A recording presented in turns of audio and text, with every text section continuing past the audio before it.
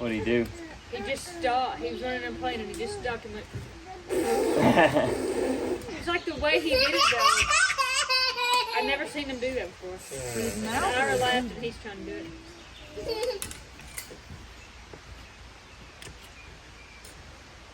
You know what I'm going to do too? Not tonight, but I think my parents have a broad fork. Okay. I think that's pretty good. I don't think you need to try to get every single little bit. Woody, where are you going?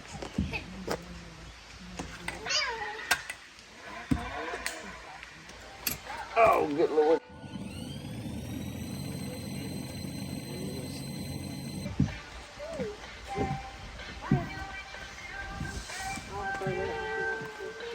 Found some weird and bits of trash in there and this.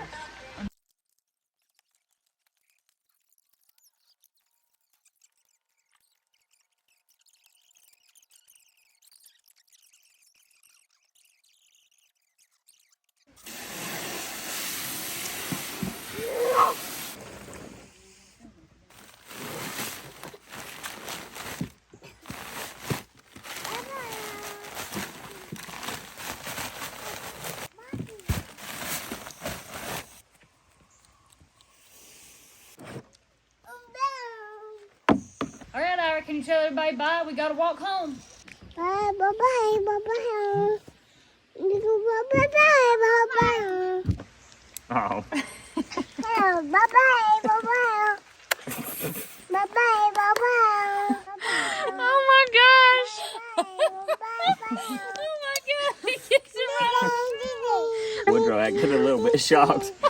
I got it all on Woodrow, video too. Are you gonna give her a hug? See you, buddy. Love you. Love you, buddy. Thank you. Trying to kiss Thank you you. on You be good, okay? Bye. See you, Love babe. you, Ira. Bye-bye, yo. Bye-bye, yo.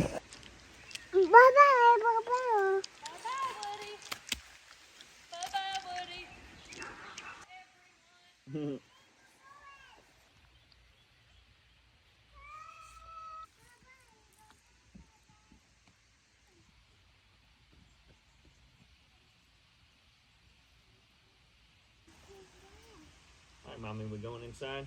Yeah. All right, buddy, come on. You ready to go up the steps? We're gonna get some milk, milk, milk, milk, milk, milk, milk.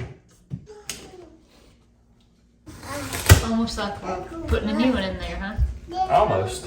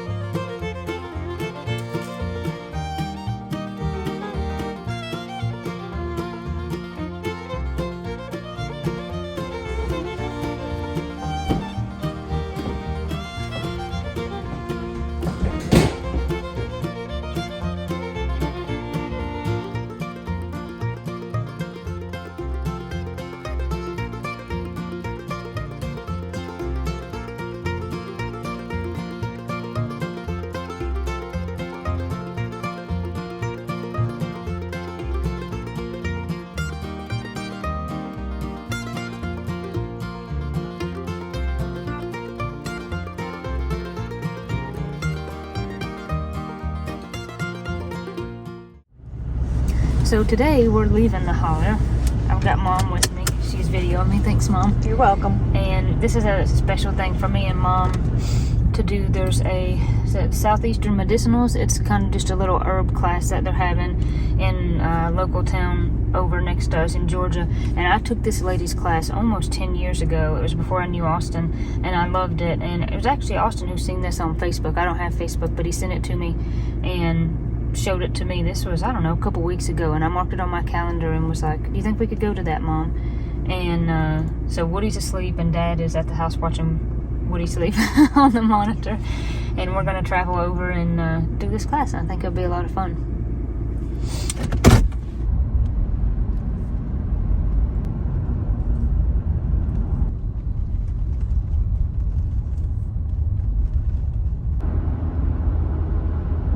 So me and Mom were not the only ones with this idea.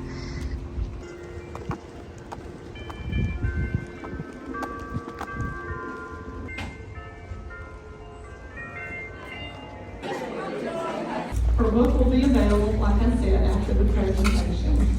We're so glad you're here, Patricia, and we welcome you. Thank you. Okay, hi everyone. Thank you so much for coming over to hear about my favorite topic, medicinal plants of our region. If someone in our ancestry had known how to break a fever, how to stimulate contractions in labor, to treat a wound. So I believe that it's all kind of in our DNA memory, and that as soon as you start hearing things, it's like you go, I remember that. And it's very intuitive, and I'm guessing we have a lot of gardeners in the room. So I am going to include, when I talk about each of these plants, some information about where they like to live and how they can be used in the garden. But I'll also tell you a little bit about harvesting and of course the medicinal uses. The first time I came to the Southern Appalachians, I had already studied herbalism in depth on the West Coast. And when I went in the woods on the hike, I just was blown away by the fact that all the plants that I had studied in herb school in California were just everywhere in the woods. And I said, I have to live here. And so that's how I ended up moving to Georgia and to the mountains west to be by my people. So this is one of the most famous plants that we have growing here. And what is interesting is that there's a different species of ginseng that grows in Asia. And because it had been used for 5,000 years, wild plant populations were pretty much decimated by the 15 and 1600s. It was a hard plant to find in the wild to forage. And there was a Jesuit priest who was in Canada, and he noticed that the indigenous people were collecting this root, and he read something about ginseng in Asia, and he was like, these look like the same plant. So he took some samples and he sent them to China. I wonder how long that took. They realized that North America had a ginseng too, and it was a different species, but it was, had a lot of the same properties. And so ever since the 1600s, ginseng has been harvested and exported to China because it really wasn't part of European herbal practice. People didn't really even know what to do with it. And part of that is because the system of medicine, and this has a lot to do with even conventional medicine, the way, the doctors that we all go to who are licensed to practice, is that it's a more symptom-oriented form of medicine. So the diagnosis has to do with identifying your symptoms in correlation with a known disease. And then once that diagnosis has been made, then usually the two methods of healing would be pharmaceuticals or surgery, one of those two paths. So that's very different from how traditional Chinese and a lot of folk methods are used, where there's more of an emphasis on strengthening the function of the organs of the body so that it heals itself. And that's an important concept to think about, that there's things in herbalism that address symptoms, and then there's herbs that we think of as tonics because they're more like food. The longer you use them, the more they strengthen and regulate the function of the body. So when I talk about some of these herbs today, I'm going to sort of put them in one of two categories. Of course, now there are some plants who weren't at that meeting, and they do a little bit of both. So a good example of one we probably all know is garlic. So if you eat a bunch of garlic when you're getting sick, it'll stimulate your immune system. If you have cardiovascular issues and you have a little garlic every day, it acts as a tonic for your heart. And it improves vascular circulation and reduces inflammation and plaque buildup, all of those things. So ginseng is a really good example of a classic tonic. So the root is what's used. I mean, this is a very valuable picture. Ginseng roots sell on the two brokers who make products out of herbs for about $300 a pound, roughly. And depending on how old the root is, the roots aren't considered really medicinal until they're 6 or 7 years old. So even where ginseng is grown commercially, as it is in some places, and there's a lot of ginseng farms in Wisconsin, there's a lot of them in Canada, it's a shade plant, so people have to grow it under shade beds. And because it has to be 6 or 7 years old to really have value, they spray the heck out of it with every kind of deterrent they can to keep insects and every animals away from it. So most commercially grown ginseng is not great because you're being exposed to whatever they put on it. But there is now a whole category of ginseng that you can buy that's called woods grown, where people are actually just going out and planting it in the woods and they don't have to do all those chemical interventions. What ginseng does, and I've put a bunch of different specific things there, over time it helps you have more stamina and more strength. But one of the reasons it does that is because it improves 2 specific body functions. It increases your body's ability to respirate, to absorb oxygen and circulate it around the body, and your ability to digest and extract nutrients from the food you eat. And those are the 2 main ways your body creates energy, is through oxygen and what in Chinese medicine they call green qi, the food that you eat and the nourishment that your body extracts from it. So if you go into a gas station and you see little ginseng vials for sale, sugar and caffeine, and a little pinch of ginseng is what you get in one of those. They're not very regulated. So ginseng is an example of an herb that you have to take it daily for 3 to 6 months to feel the full benefits. But it is what we call a longevity tonic because by improving absorption of nutrients and the ability to respirate, all the organs in the body, all the tissues are nourished.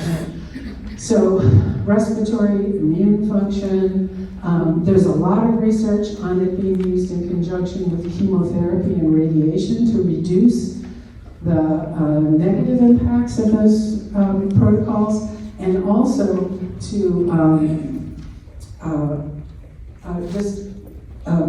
increase the potency of in particular, chemotherapy. So now a lot of this research and information I'm sharing with you is not anything that's being done in the United States, and if it can't be turned into a drug, there's not a lot of funding. So the root is what's used. Capsules it's available as tinctures. Tinctures are alcohol-based extracts. And you can make it in a tea. If you do get some raw root and you make it into a tea, you can use the same root 3 or 4 times to make tea over and over again. It does grow around here. Jacob, the extension agent here, was just telling me that he's successfully grown it from seed, and I'm very impressed because I've tried that and it hasn't worked, and I've used little seedlings. So if you have especially a north-facing slope that gets a lot of shade, and you already are seeing things like bloodroot and ferns and trillium growing, that's the community that this plant would grow in. But one thing I'm going to back up and just give you a tip.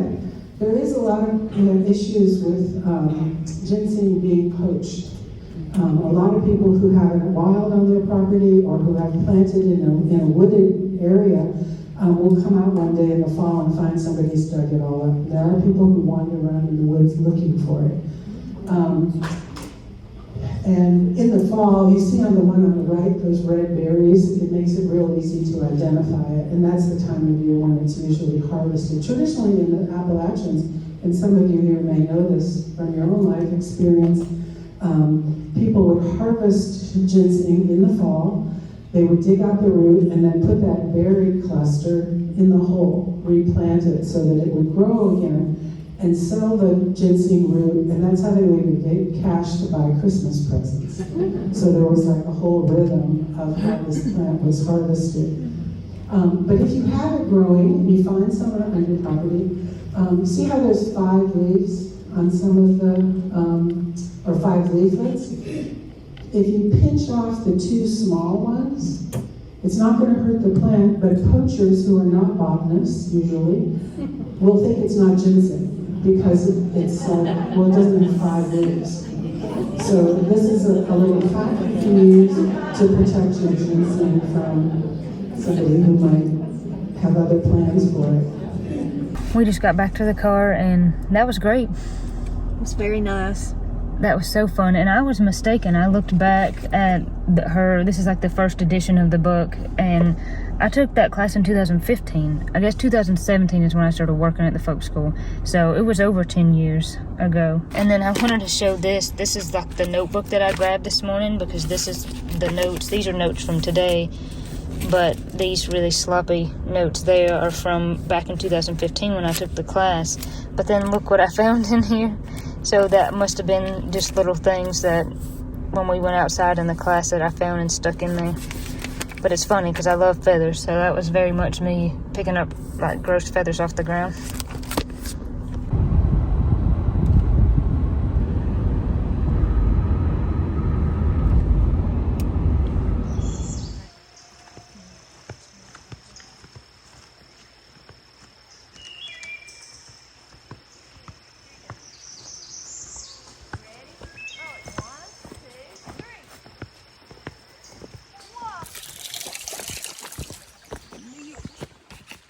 Thank you.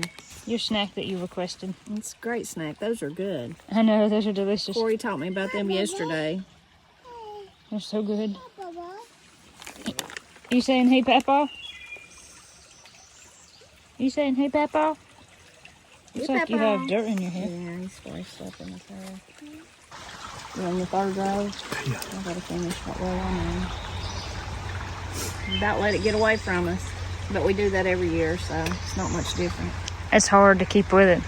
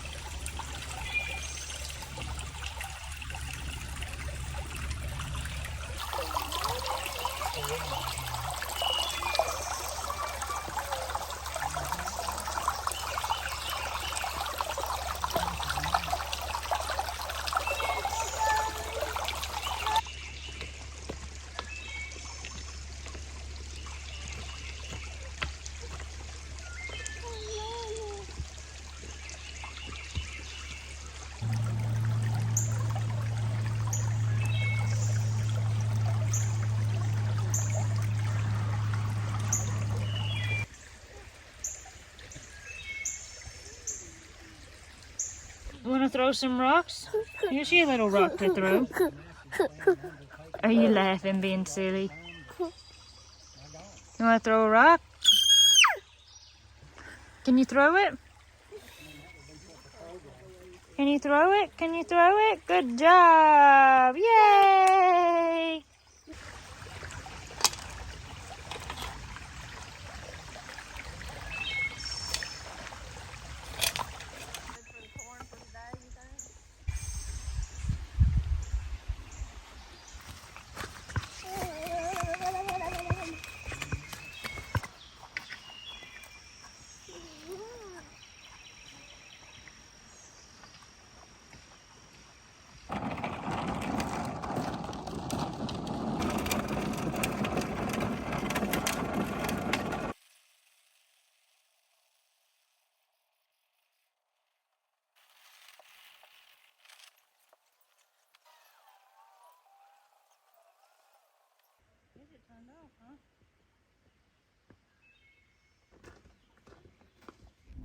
Me and Woody are going to the grocery store, but this is the prettiest mimosa tree that I have ever seen right here in town, and I look for it every year when it blooms in the summer because it's just beautiful.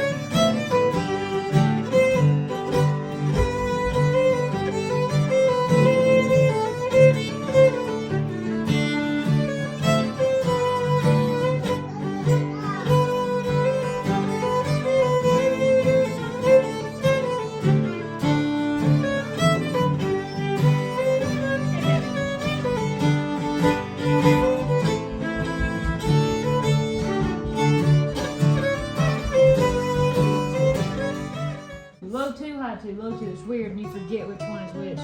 Maybe I can't do it on the phone.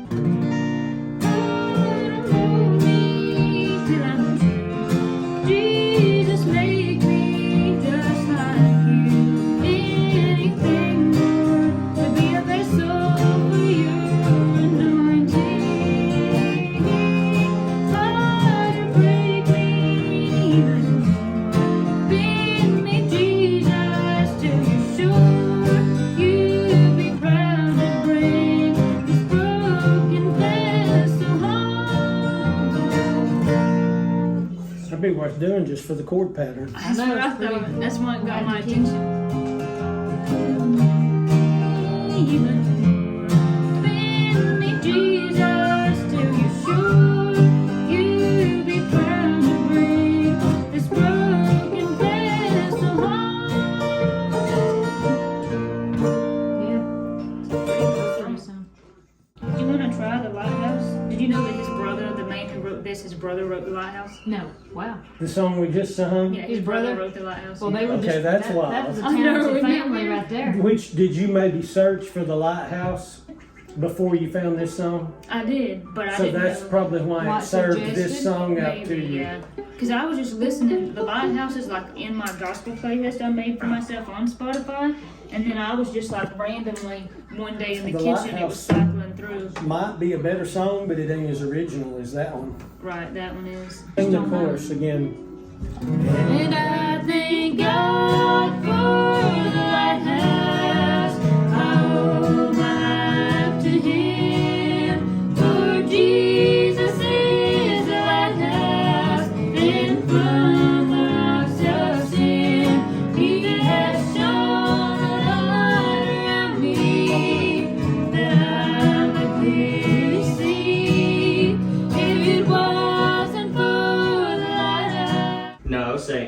see anything. I did sleep every day. Good job. That's when you got to have to lie down, ain't it?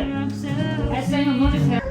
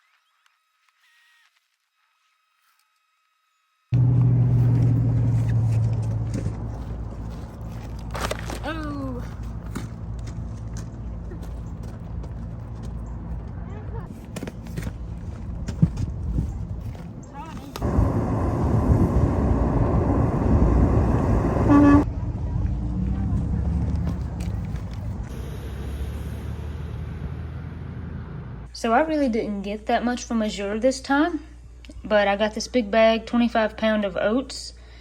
I have never got this amount of oats before from Azure, but since me and Austin have really been eating through them, just more economical to get them in bulk. And plus I cook with them, and sometimes I grind them for flour, so. And Woody loves oatmeal too. Don't you, mister? Do you love oatmeal? I also got this big box of crackers. These are gluten-free crackers, grain-free. That is Woody standing on top of the oats there. Since I try to keep Woody wheat-free for his eczema, and currently Austin is going wheat-free. We're just a bunch of people with some weird food problems here, but so I got these to try for Woody, hoping that he would like them, because he loves these. And he used to eat those a lot, but now he's not been able to eat them. So I did get me 2 boxes of these just because I like them. This is the sales flyer, which is always fun to look at. And then I also got soap. It always feels really silly and weird for me to buy soap because I can make it, but I'm just in the season of life right now where this is just what I can do. So this is just unscented soap. Katie didn't get anything from Azure this time, but my mom did and my cousin did. So I picked up both of theirs. I took mom to hers already, and then I'm gonna keep my cousin's until I can see her sometime soon and give her things. But we really like doing Azure Standard. It's been a pretty nice thing for us.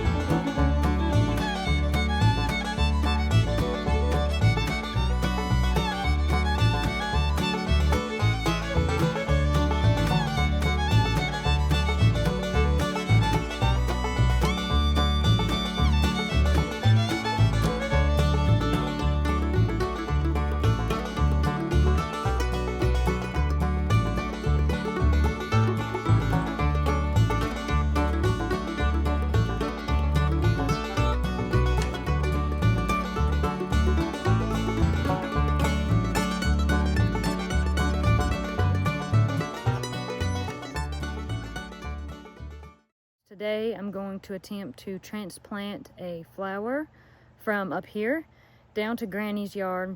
I'm not exactly sure where I'm going to put it yet.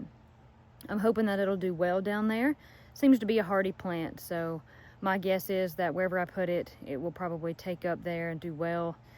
It needs probably a decent amount of sunlight. Of course, every plant needs some water.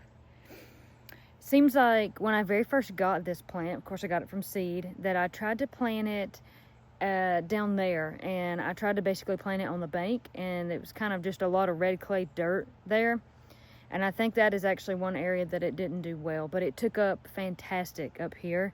And when I planted it, I was just kind of thinking, well, it'll reseed itself, and it'll probably, you know, I'll have another plant here or there, but it's a jungle. And I'll show you what I mean. So you can already start to see it. It's not the nasturtiums, but it's this. It's this right here. So this is my passion flower vine. Haven't told you guys exactly yet. What flower am I talking about? What am I gonna plant? It's gonna be this. This is my passion flower vine, and that's probably why it's taken over. It's less of just a like flower that stays close to the ground. It's a vine, so it grows, you know. And maybe I was naive when I was like, oh, it won't take over, it'll be kind of just it's a vine, y'all. So it's connected. It's a network of you know, of shoots and roots, and they're all kind of together under there. And honestly, when I very first planted it, I didn't know that. The very first time I saw a passion flower, I'm probably almost willing to bet was down here at this garden. Passion flowers can grow in the wild, and they'll usually grow and climb in a crop like corn or beans, something like that. And I know over my lifetime, there's been just wild passion flower vines that just take up in the corn down here. And I bet that's when I first saw them, probably years ago. And I'm pretty sure I have a memory of just thinking, like, what is this beautiful, exotic flower that I'm looking at? Wow, this is something special. This is something different, because passion flowers are beautiful. But the seed that I got for this was years ago. I went to a place called Lane's End, and it was over in Pine Log. That's kind of a community close to where I live. And Lane's End at that time was a homestead, and there was some people living there doing their homestead sort of deal. And they had a garden, and they had this passion flower planted. And when it climbs and grows and flowers, it will produce fruit. So it's just the fruit from a passion flower vine. And the time that I was there to see this passion flower vine at this homestead, I think it was, it may have been later on, like pushing the fall, for there to have actually been fruit there. And they give me one of those fruits, and you can eat them. And I was like, wow, this tastes good. And I was asking them questions about it, and they said, hey, just keep the seeds and plant it yourself next year, and it'll grow. So that's what I did. And I planted probably only like 2 or 3 seeds right here in the corner of this bed with this where the archway is here. And I planted, like I said, a couple more down. This has just been so long ago. I know I planted the ones, like a couple seeds down there in the red clay dirt, and they never really did any good. And so the first year I had just probably only like 1 flower and 1 fruit. And I was just so excited, you know, that growing season when I was able to put these in the ground. And I planted them early, because that's what kind of some seeds you do that with. You plant them real early in the spring. And over the years, because gosh, that's been over 10, that's got to have been 10 years ago. It doesn't seem like it, but I bet it was. Probably longer than that. So over the years, this vine's become very prolific. And now, like if I wasn't to cut or tame any of this back, it will grow and it will climb this arch. And there's also spinach right here that will grow in a vine like, I don't know, it's just like a vine. I was going to say in a vine-like pattern, but that's not the right word. You see what I'm saying? But it's going to vine, the spinach is going to vine up this thing too. And they kind of just intermingle, and it kind of creates a mess, just to be honest. But if I didn't do anything with this, there would be a plethora of fruit. There would be a lot of fruit growing on this passion flower vine.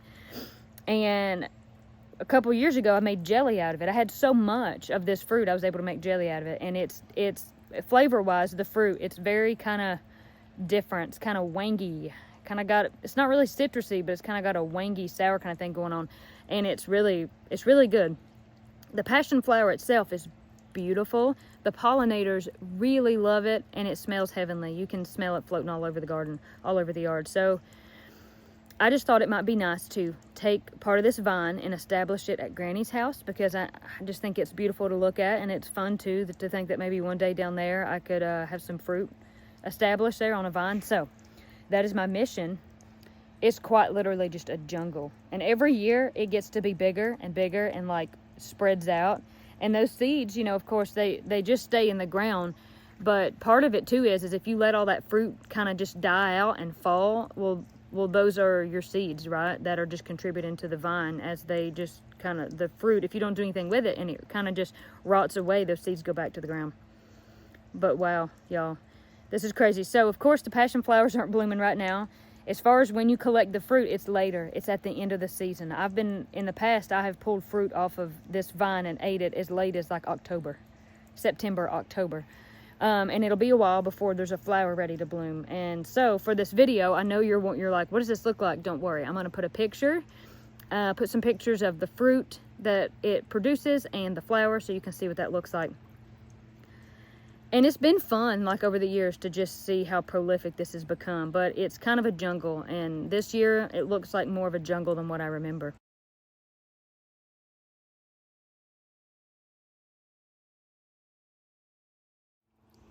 I mean, check that out. Every last bit of that is just coming from this vine.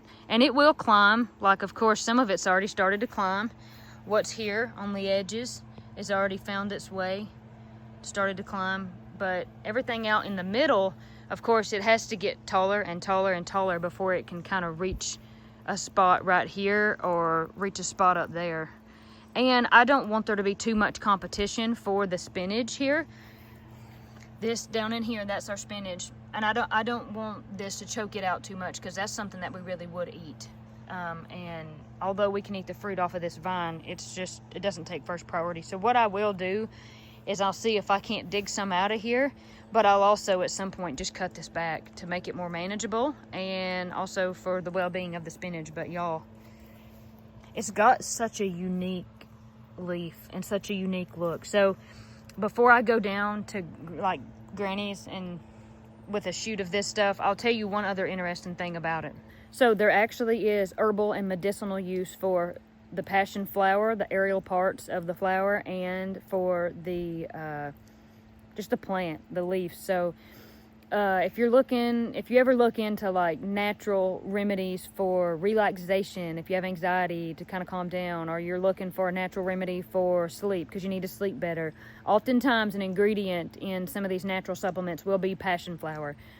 It is taken for anxiety, like it's a calming. I don't know if it's I don't think it's like a catatonic or anything, although it could be. I'm not really sure, honestly. I just know that it's used, the flower and the leaves are dried, and you can drink it in a tea. I've done that. You can take it in capsules for sleep aid and anxiety, and so it's perfectly safe to have it around. It's safe for like the boys to be playing out here. It's safe to eat the fruit, of course. And it is medicinal. It can be used as a medicinal herb, which is really interesting. But my primary usage is just, hey, it's beautiful. I love to see the flowers. I love its smell. I love to eat some of the fruit fresh. Maybe I'll make jelly again at some point. And, you know, I just like to think back to that connection that I had to that place, the people I knew at that homestead, and all the fun that I had there with those people. And it's cool to just start something from seed, and then years later still have that same plant growing from that initial seed that you started with. It's just a really special experience. So okay, now it's time to get a little shovel, a little trowel, and see what I can do with some of this. I will say I have seeds. I have seeds from this plant, and you're probably like, why don't you just plant the seeds, Katie, if you have seeds that you've saved? Well, I'm kind of late doing this, you know what I mean? Like, I should have already started this. Like, if I wanted to plant the seed, I should have planted it back in the spring. So that's why I'm hoping that I'm not too late in my ability to just dig up one of the plants and get it in the ground. If it dies or it doesn't work, then next year I'll just take some of the seed that I do have and plant it, because I know that will work. But definitely, I think it'll be okay if I put it in a good spot and some good dirt. I think one of these shoots will make it. Admittedly, I'm not exactly sure where I should start. There's little shoots. I don't know if I should get a smaller one I think I'm just gonna have to like do a little investigating and just find out what's gonna work and what's not gonna work as far as what I can pull out. Probably gonna end up stepping on some too, but there's so many in here, it'll probably be okay. I don't know. I've got this, I think this is called a hori, maybe, that I'm digging with, and so maybe it's gonna help me out here.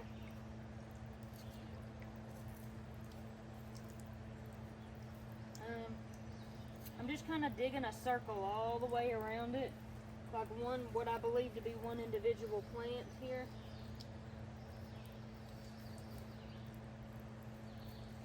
And now maybe we can just see if any would just lift out. Okay. Here's something. There's some roots, you know, you can see where it was severed right there, but this may be all right. I'm gonna take this and maybe like one other, and maybe that'll be good. Maybe this is gonna be a little easier than what I thought. I don't know. I was trying to take some from the middle just because they're the ones that I'm probably gonna have to try to thin out. Like, the ones I'm gonna save in here are gonna be the ones that are gonna be kind of nearest on the edges to climb up, so might as well like take something out of the middle. Mom and Dad are probably like, girl, this vine has taken over. All right, so this is the next one that I've kind of got out. So there's definitely roots here too. I don't know though, that's kind of, I wish I'd have got more. I mean, I can always take another one. I mean, over the years, you know, we plant our tomatoes over here behind me, and so over the years, these things have like grown out into the tomatoes and just gotten like crazy. I mean, they get all over the place. And at some point, you're like, dude, we gotta like get this back under some sort of control, man. Okay. Oh yeah, this looks good. That's a little better. I got a nice little root system there. Okay, good. Good.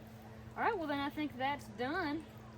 And now I just gotta transport these down to Granny's and figure out, like, you know, where at down there would I put them.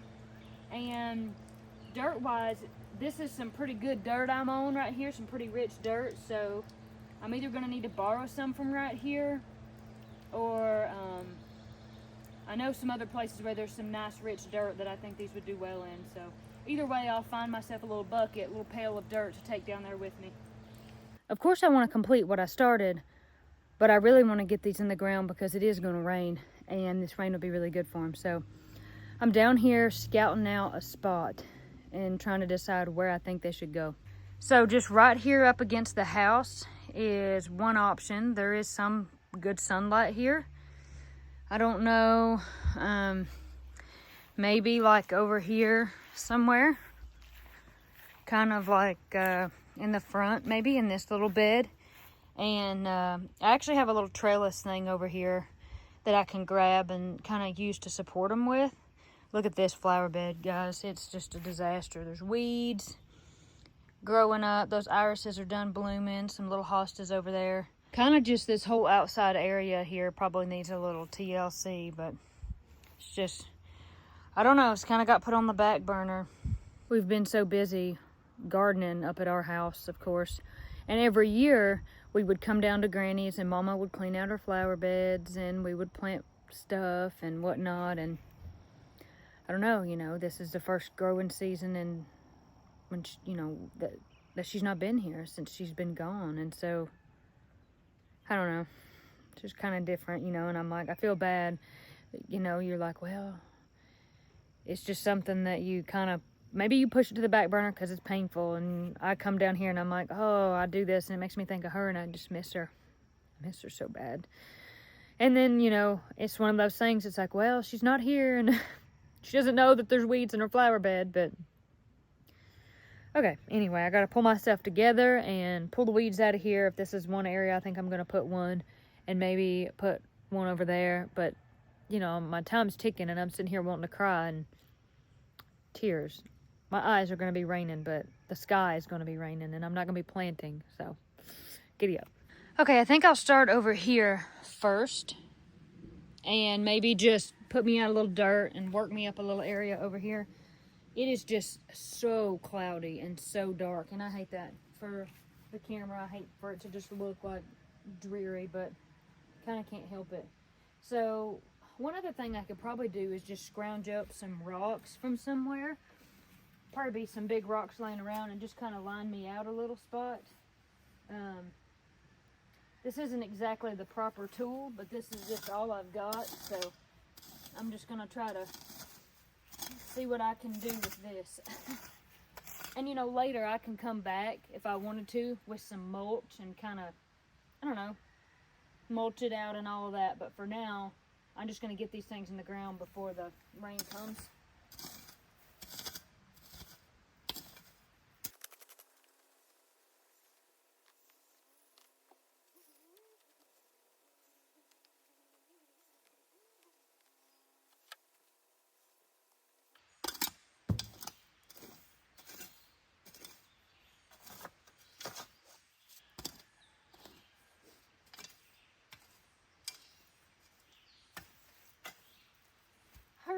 It's not perfect, but it's gonna do, and I'll have to say that this little shovel is actually pretty keen.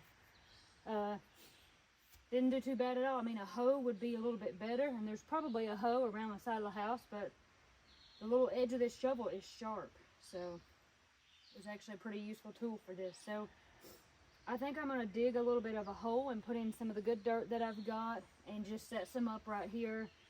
Maybe use a trellis right there around the side of the house.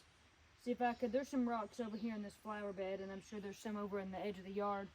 And we'll just see what I can turn it into. And I know that in the years to come and in the future, I'm sure there's other things that we'll all want to do, or we'll all want to plant, or just the, you know, the area may take shape differently over time. But I think this is a great place to start. So, and you got to start somewhere. So I've got two kinds of dirt in here. I've kind of got like this mushroom compost on top, and then I've got some different dirt on the bottom. Although I will say this dirt right here ain't terrible. It's not. I really only need a little bitty, like kind of just a narrow deep hole. So it's kind of hard to dig a narrow deep hole with this thing, but I actually forgot that I brought this thing with me. I should have been using it. That's okay though. We'll make it work. So I kind of want to get down here to some of this different dirt. I'm going to dig my hands in and put some of it down in here for me. Maybe like that. Yeah, this little tool right here is going to be handy. It's a little rocky right here. But you know something? Sometimes I think people can make planting a little bit more complicated than what it has to be. You basically just, you know, especially with something like flowers, you just plant and it's going to be okay. God's going to do the rest, you know? All right. Okay, so let's take maybe these two right here, and I'll just set them down in there. And like I said, I've got a little thing over there that I can kind of lean these up on, because they're a little limp right now since they've been dug up, and so they're probably not going to want to stand up very well on their own. This plant here, there's actually two of them, that's why I'm saying they. That's okay. We'll just kind of, all right. And that's pretty much all she wrote. I mean, I don't know. They may try to stand a little bit. No, they're gonna fall a little bit. That's okay. Let me see if I can find just right here. This is maybe just what I need to kind of, this is kind of big, but maybe I could kind of put it back here and kind of let them lean up over it, maybe something like this.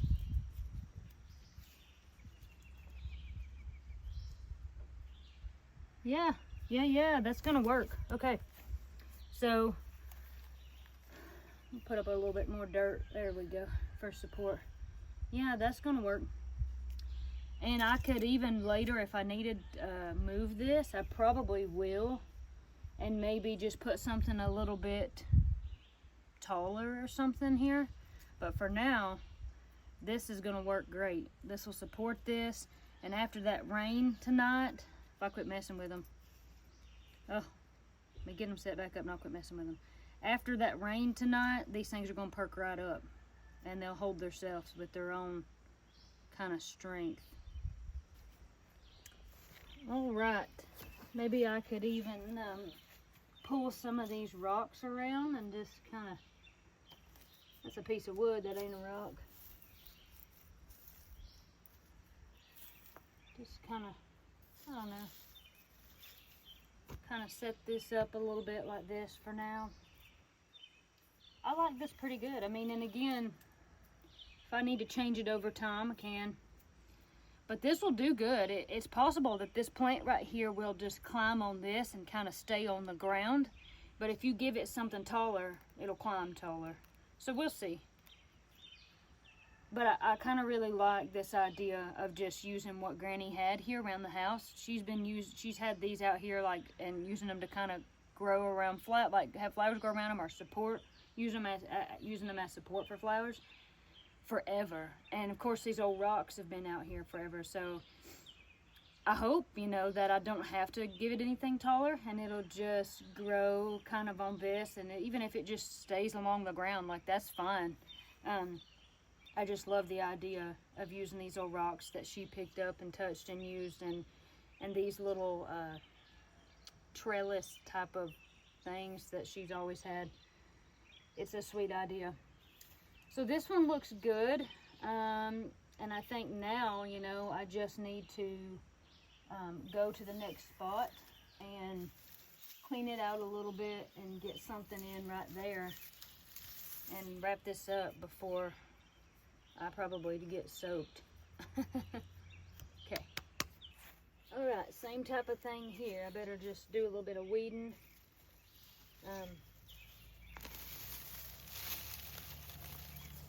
Throw that back out in the yard. I'm really excited just to see how these do right here.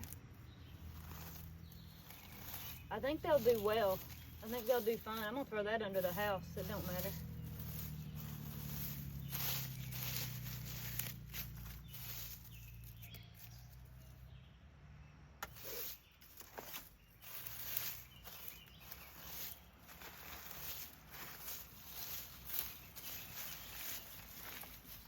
Get them weeds out of the way, just throw them right up under the house. I'll tell you what I could do. It might be faster work if I went and got my shovel or my other thing. But I like to I feel like I can fill more of the space if I use my hands, It's probably a good way to get on something. But I do feel like I can at least kind of assess the situation more like this. This hosta needs to be trimmed out too. It is. Yeah, it's growing out pretty big. So actually under these hostas is a piece of wood. So it's probably kind of almost like the edge or the boundary marker right here. This isn't the time of year to cut these things because they're about to bloom, but maybe later on, back toward the fall or the end of the summer, I can trim out this hosta bush because it's kind of getting crazy, y'all. While I was working on a spot to put this next plant, I was just thinking about all the time I spent outside in the garden with Granny. She taught me to garden. She taught me to love and appreciate the experience it is of planting something, working hard, and then seeing that final result. Whether it be a flower or something you're going to eat, there's real joy and excitement in working hard and growing a plant. And she loved to grow flowers, and she always wanted me to come down and take pictures of her flowers because they were beautiful. She had so many beautiful varieties in the backyard, in the front yard, all over the place. So it was just really bittersweet, you know, starting up this vine at my granny's house, but, you know, thinking about her and all the time we had and the gratitude for that, but also this sorrow. I miss my grandma, you know, she's been gone for too long now, it seems. Too long. So this is actually just one kind of bigger, deeper root, I guess. I don't know. That's probably pretty good right there. Now I need my dirt back after I was like, oh, I'm done with my dirt.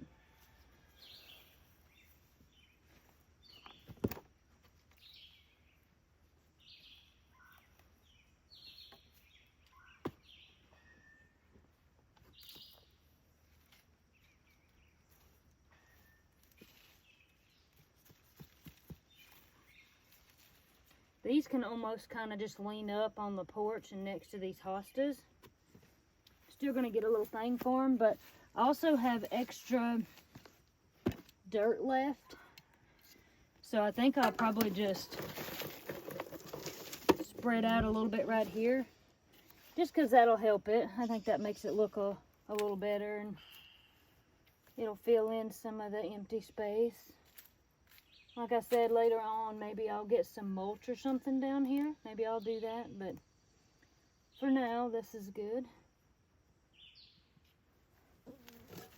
I actually found one that was slightly different over there, so I'm gonna put it in here. There we go. All right, well, they're wilted right now just from being pulled up out of the ground, but I think this rain is gonna come and that will perk them up and they won't be so wilty anymore.